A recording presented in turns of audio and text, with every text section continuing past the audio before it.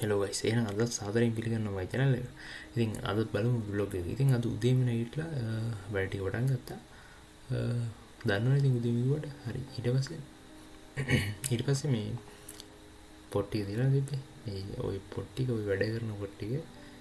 ඉතින් ඒ ටික සුහුරුදු පරිදි ස්ථානගත කරලා මේසෙ විලි වලට හදා ගන්න ඕන වැඩ කරන්න ගන්න. ඉතින් ඒ විදිහට මේසස් කරන ගමන් තමයි ඉන්නේ. හරි. ඊට අමතරව අද මම මේ වීඩියෝ එකේදී කතා කරන්න හැමදාම මොකක් හරි එකක් කියනවා නැත්නම් මට කියන්න දේවල් නැහැ කිව්වා මේ මොන ඒ කියන්නේ මොන හරි දවසේ මම කරපු දේවල් ටිකනේ ඒ කියන්නේ පාඩම් කරපුද්දි මොන හරි ඒ කියන්නේ ෂෝට් කට් ටිකක් තිබ්බොත් ඒවයි මොන හරි ටිකන්නේ මම කියන්නේ එහෙම නැතු මොකක් හරි මතක් වුණාම කියන්නේ ඒ වගේ අද මම කියන්නේ මොකක් හරි මේ කියන්නේ මං කියන්නේ ටයිම් මැනේජ්මන්ට් වලදී ඒ කියන්නේ ටයිම් මැනේජ්මන්ට් කරන විදිහ නෙවෙයි. කියන්නේ මං ඔයාලට කියලා දෙනවා මං උපදෙස් දෙන්නේ මේ කියන්නේ අදහසක් ගන්න කියලා. ඉතින් ඒ වගේ මේ මං කියන්නේ අද ටයිම් මැනේජ්මන්ට් ගැන මං පරක්කු වෙලා ඉගෙන ගත්ත දේවල් ටික. මොකද එහෙම වුණොත් තව කෙනෙක්ට මේක ගොඩක් වටින්න පුළුවන්.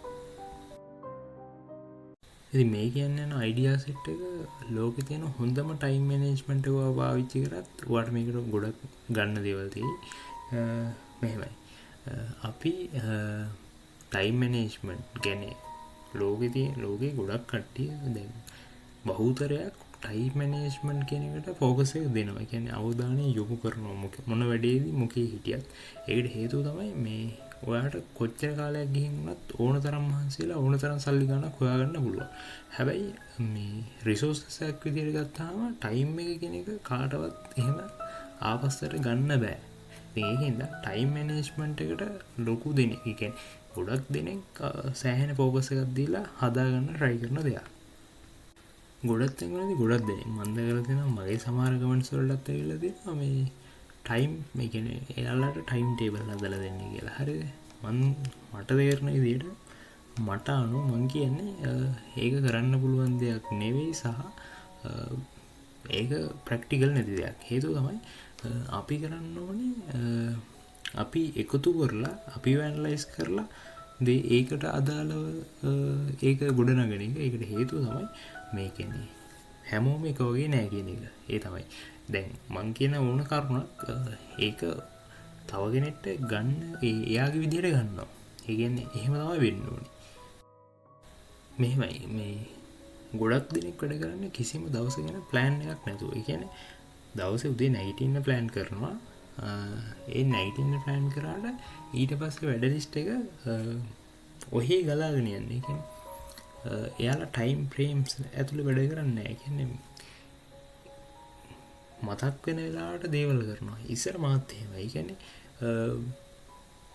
මුලදී කියන්නේ ටයිම් කියන්නේ උදේ නැගිටින්න ඕන කියලා හිතනවා. උදේ නැගිටිනවා වැඩ ටික අදගෙන යනවා. ඒ කියන්නේ උදේ එක වැඩක් කරලා ඊට පස්සේ ඒ වැඩේ ඇති කියලා හිතෙද්දි අනිත් එකට මාරු වෙලා ඒ වැඩේ කරනවා. ඒක සෑහෙන කියන්නේ මන් දන්නේ සමහරවිට හොඳ වෙන්න පුළුවන්. හැබැයි ගොඩක් මන් දකින විදිහට මට අනුව ඒක ප්‍රායෝගිකව ඒ කියන්නේ ඵලදායීතාව අඩු දෙයක්. කොහොමද එහෙම කියන්නේ? අංක 1. ඒ තමයි දැන් හිතනවා වැඩ කර ඉන්නකොට ඔයාට මේ වැඩේ අමාරු බව දැනනකොට ඒ වැඩේ කියන්නේ මොකක් හරි ගණන් සෙට් එකක් ඔයා හදා යනවා කියන්නේ ගණන් සෙට් එකේ අමාරු ගානට ඔයා ට්‍රැක් එකේ යනකොට අමාරු ගාන සෙට් වුණ ගමන් දැන් ඇති. දැන් ගොඩක් වැඩ කරපු නිසා දුකද මේකත් බෑ වගේ කියලා දැනලා ඔයා ඒ ගාන පැත්තකින් තියනවා. ඒත් එක්කම ඔයාට අර අලුතෙන් ඉගෙන ගන්න පොයින්ට් එකක් තිබ්බනම් ඒක අනිවාර්යෙන් මිස් වෙනවා. එතනින් එහාට ආයෙ කතා කරලා වැඩක් නැහැ නේ. මාත් ඔහොම තමයි. ඉස්සර ඒ කියන්නේ කිසිම සැලැස්මක් නැහැ. ওই කියපු විදිහට ওই විදිහටම තමයි වැඩ කරේ. ඊළඟ එක තමයි to do list එක. මේක නම් මා to do list එකක් ගන්නවා කියලා මතක් වෙන්න පුළුවන්.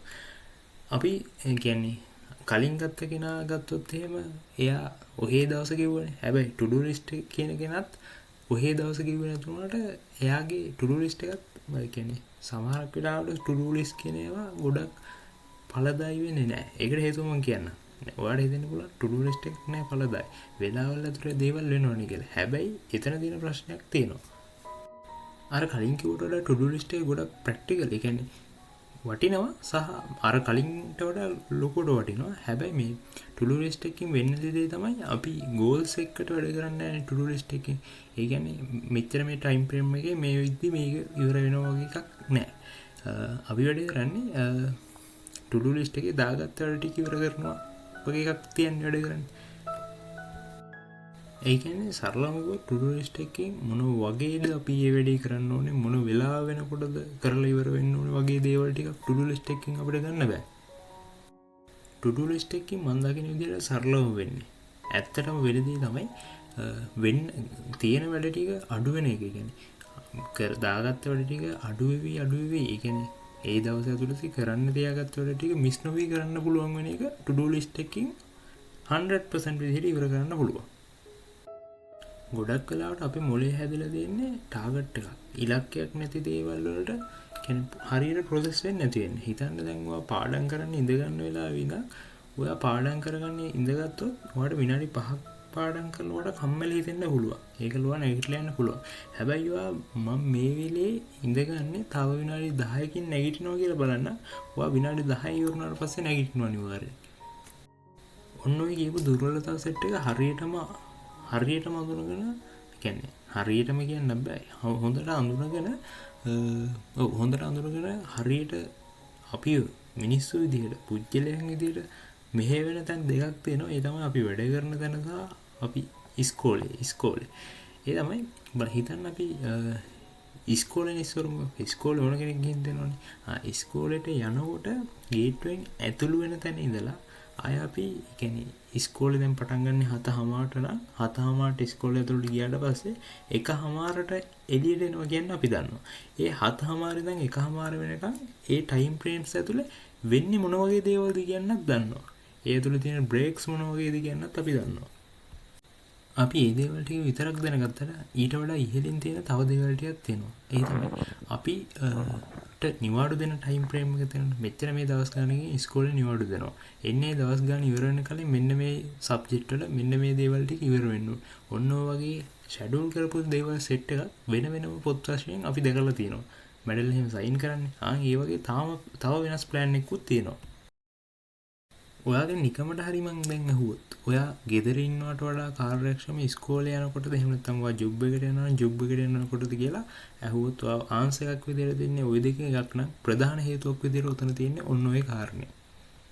ඉතින් ওই ප්‍රශ්නෙට උත්තරේ හොයාගන්න එක තමන්ට වාරයි.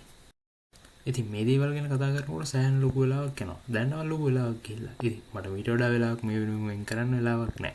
ඉතින් එහෙනම් මේ වෙනකම් බ්ලොග් එක බලපුවාට ගොඩක් ස්තුතියි. අපි මේට ඉස්සරහට පොඩි දේවල් කතා කරගෙන යන්න. ඔයාලගේ අදහස් පහලින් කමෙන්ට් කරන්න.